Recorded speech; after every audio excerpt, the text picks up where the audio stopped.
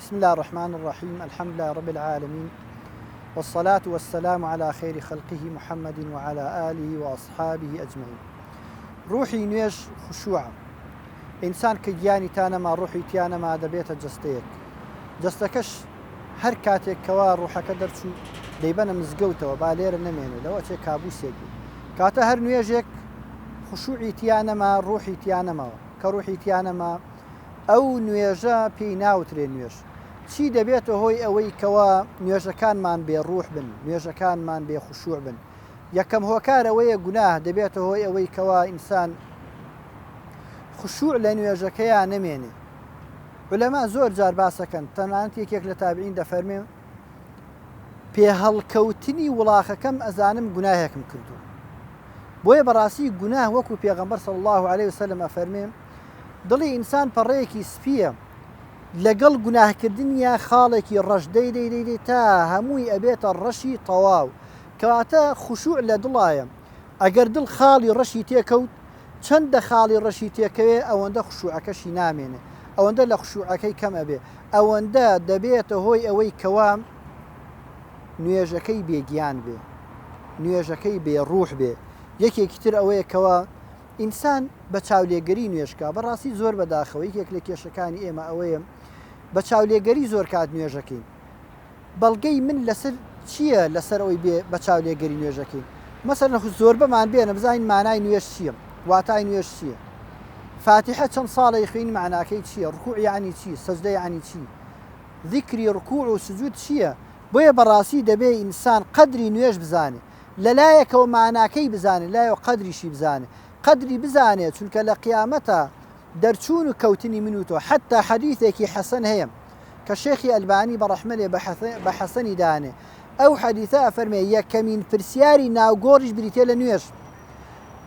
حەدیثە سەحیحەکەش باسەکە یەکەم پرسیاری قیامەت نوێژە، کەواتە قەدری نوێژ بزانین خشوعی تێدا دروستە بێ. بەس هەر کات قەدری نوێژمان نەزانی خشوعەکەی نامێن. یەکێکتر ئەوەیە کەوە بۆ برایان و خوشکان هەر کات نوێژمان کرد با بە مرتاحالبالی نوێژکردن. یعنی چی؟ یعنی خوشکان کاتێ نوێژەکەن با چێشتیان لەسەر تەباخەکەدانە نابێ، برایان کاتێ نوێژەکەن با موعیدیان لەگەڵ کەسانە بێ، تەلەفۆنیان بۆ کەس نەبێت، چاوەڕێی کەسێ نەکەن، چونکو کە تۆ چاوەڕێی کەسێکت کرد لە نوێژەکە تا زۆر پەلاکەی. زۆر جار لە نوێژی عەسرە ئەوەی کەوا دوکانی هەیە و ئەهلی کەسابەتە پەلەپەلێتی خواخوایەتی زوو نوێژەکە تاویتر نازان نوێژەکە چۆنەکە، هەمیشە هەموو خەیاڵ و فکرێکی لە بازاڕە. بۆ یەک بەڕاستیکەوە ئەتەوێ نوێژکەی هەچی دنیاە هەمووی لێرەدانی کە هاتیتە نانوێژەوە دەستت ئاوا بەرز کردەوە، پشتی دەست کردە پشتی قیبلە و دەست ڕۆ قیبلە کرد، یعنی هەموو شتێکت بۆ لای ئەڵڵا تەعالایە. تۆ لە نوێژ ئاڵێ وەجەهت وەجهیە للذی فەطەر السەماوات والأرض حەنیفەن مسلما. تۆ ڕوو لە خوایەکەی سوبحانەهو وتەعالا، کەواتە ڕووی دڵیشت لە خوا بکەی. بۆیە بەڕاستی ئەبێ ئینسان لە کاتی مەشغەڵەتە، لە کاتێکەوە شتێکی بۆیەتە پێشەوە نابێت نوێژکە. بۆیە پێغەمبەر صلی الله عليه وسلم فەرمێ لا صلاة بحضرة الطعام ئەو کەما قال. کەسێکەوە زۆر پرسیەتی سێرێکی کاکە سفرە ڕاخراوە نوێژەکە، ئاخر لە نوێژەکە کوا بیری لای نوێژەکە ئەمێنێ. کەواتە ئەگەر دڵت مەشغوڵ و شوێنێک بوو، مێشک و فکرت لای شوێنێک بوو، ئەمە نایە لە خشوعت هەبێ، ئەمە بەردەوام ئەدبا بۆ ئەوێ. بۆیە ئەڵێن جارێکیان کابرایەک بە ئیمامی ئەبوو حەنیفەی وتی قوربان من شتێکم لە بندارێک ئاشاردەوەتەوە ڕێم ناچێتەوە سەری. ئەبوو حەنیفە فەرمووی دوور کات شەو نوێژ بکەم. کە دوور کات شەو نوێژی کرد دۆزیەوە. دوایەتی قوربان چۆن زانیت بە شەو نوێژ من ئەو شتا دۆزمەوە؟ ئەڵێ ئیمامی ئەبوو حەنیفە فەرمووی ئەزانیم شەیطان نایەڵێ دڵەکەت لای نوێژەکە بێت، دڵەکەتە با بۆ هەزار دۆڵ و شیو، بۆیە ئاوا دەیدۆزیتەوە. کەواتە ئینسان یەکێک لەو هۆکارانەی کە نایەڵێ خشوعی لە نوێژا بێ ئەوەیە کەوا ئینسان مەشغوڵ بێ. یەکێکی تر بەڕاستی ئەوەیە زۆر جار نوێژکردن لەسەر فەرشێک کەوا گوڵگوڵاوی بێ، بەجلێکەوە گوڵگوڵاوی بێ. پێغەمبەر صلی الله عليه وسلم جارێکیان بەجلێکەوە نوێژی کرد خەتخەتایی بوو، دوای فەرمووی بیبن ئەمە لابن من ئەم جلێ مەشغوڵی کردم لە نوێژەکە. نەیە زۆر جار فەرشی مزگەوتەکان فەرشی ماڵەوە هەمووی پڕە لە گوڵ و ئاڵ و واڵایە، ئەیتر کابرا هەزار خەیاڵی ئەڕوە.